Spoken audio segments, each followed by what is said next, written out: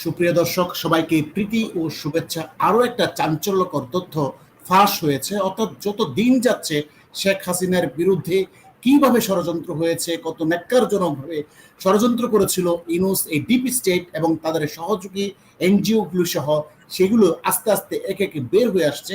তেমনই একটা খবর, শেখ হাসিনা সরকার উৎখাতে ১.৫ লক্ষ প্রশিক্ষিত রোহিঙ্গাকে ব্যবহার করা হয়েছিল।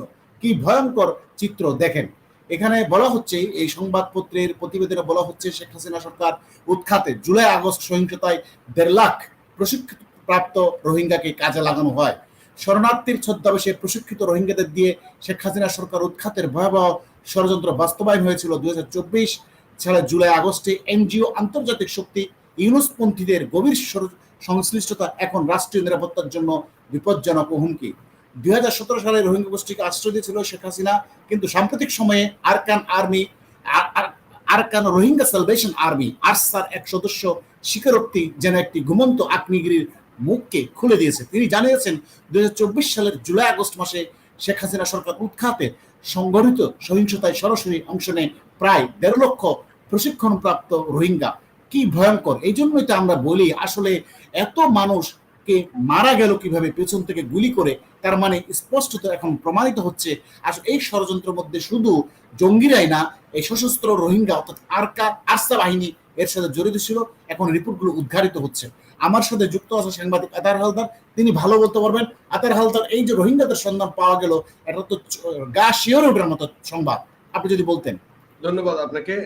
আপনি এই রিপোর্টটার উপরে ভিত্তি করে আজকে বলছেন যে এটা গা শিহরের মতো, কিন্তু আমি, আপনার মনে আছে কিনা, আপনার এই ষড়যন্ত্রের পিছনের যে কাহিনী, সেই কাহিনীতে আমি অনেকবার বলেছিলাম, এবং আপনাকে আমি বলেছিলাম যে হেফাজতের মামুনুল ইসলামের নেতৃত্বে একটা বড় রোহিঙ্গাদের একটা বড় অংশ, জঙ্গিদের একটা বড় অংশ এখানে অংশগ্রহণ করেছে, এবং তারা এই জুলাইয়ের আন্দোলনের সময় তারা সেখান থেকে মুভমেন্ট করে ঢাকাতে বিভিন্ন জায়গাতে বসত বাড়ি করে তারপর তারা অবস্থান নিয়ে, ভাড়া নিয়ে তারা অবস্থান নিয়েছে।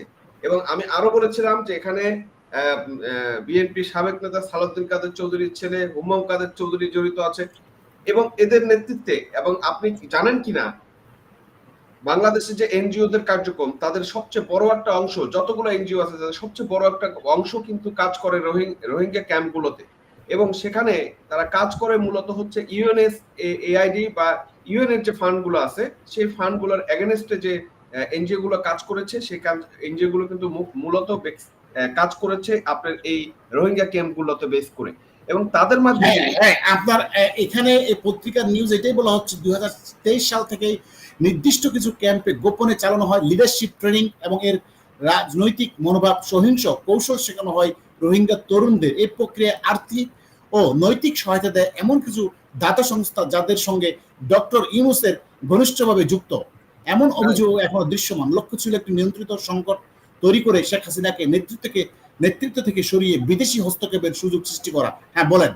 হ্যাঁ, তো এখানে আপনি ইউএনএসএইড এর যে ফান্ড আসছে, বিভিন্ন সময় যে ফান্ড গুলো আসছে, এবং ইউএন এর যে বিভিন্ন ফান্ড আসে, এবং আপনি জানেন যে রোহিঙ্গারা যখন ২০১৭-১৮ সালে বাংলাদেশে আসে, তখন কিন্তু তুরস্কের প্রধানমন্ত্রী এরদোয়ান কিন্তু এখানে একবার, এরদোয়ানের ওয়াইফ কিন্তু এখানে ভিজিটে আসে, এবং আপনি জানেন যে এই বাংলাদেশের যে রেজিম চেঞ্জের ব্যাপারে তুরস্কের কিছুটা হাত আছে, এরকম কথা বলা হয়েছে। তার মানে তুরস্কের একটা ফান্ড এখানে ছিল, যে মাধ্যমে এই ফান্ডগুলো বিভিন্ন এনজিও ব্যবহার করার মধ্যে, এবং এনজিওদেরকে ব্যবহার করা হয়েছে। আপনি জানেন যে ইউনূস যেহেতু এনজিও বেস, আপনি দেখেন তার পরিপ্রেক্ষিতে কিন্তু বিভিন্ন এনজিও নেতাদের কিন্তু এই সরকারের স্থান দেওয়া হয়েছে।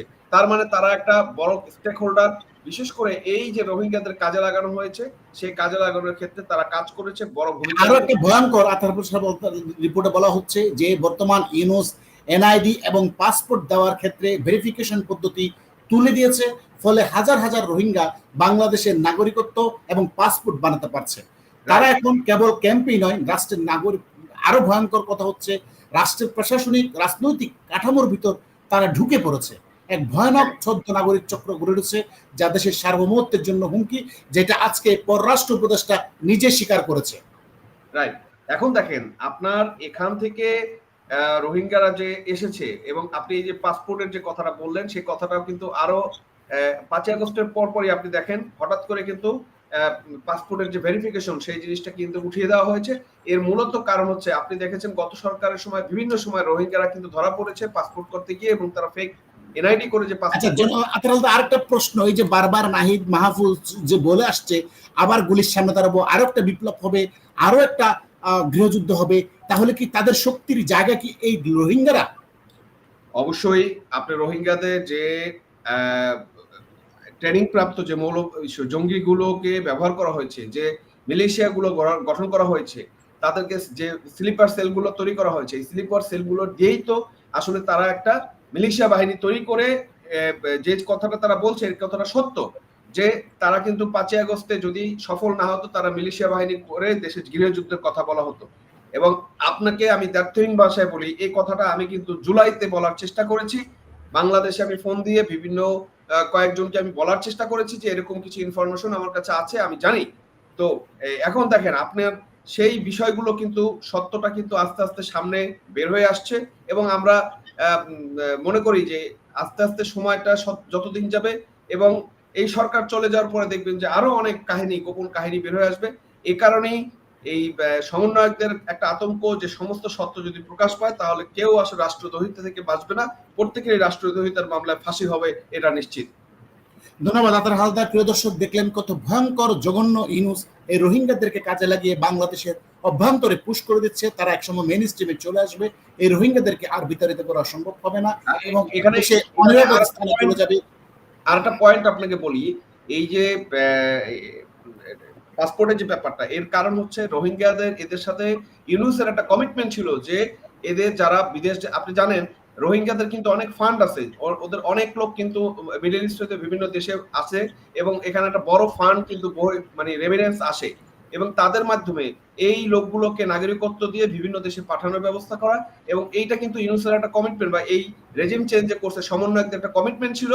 আপনি এই কারণে তারা কিন্তু এই কাজটা করে দিয়েছে যে পাসপোর্ট করার অবাধ সুবিধা করে দিয়েছে এবং তারা সেইটাকে ব্যবহার করে বিভিন্ন দেশে গমন করছে, বাংলাদেশে নাগরিকত্ব গ্রহণ করছে। ধন্যবাদ আপনাকে সাথে থাকার জন্য প্রিয় দর্শক।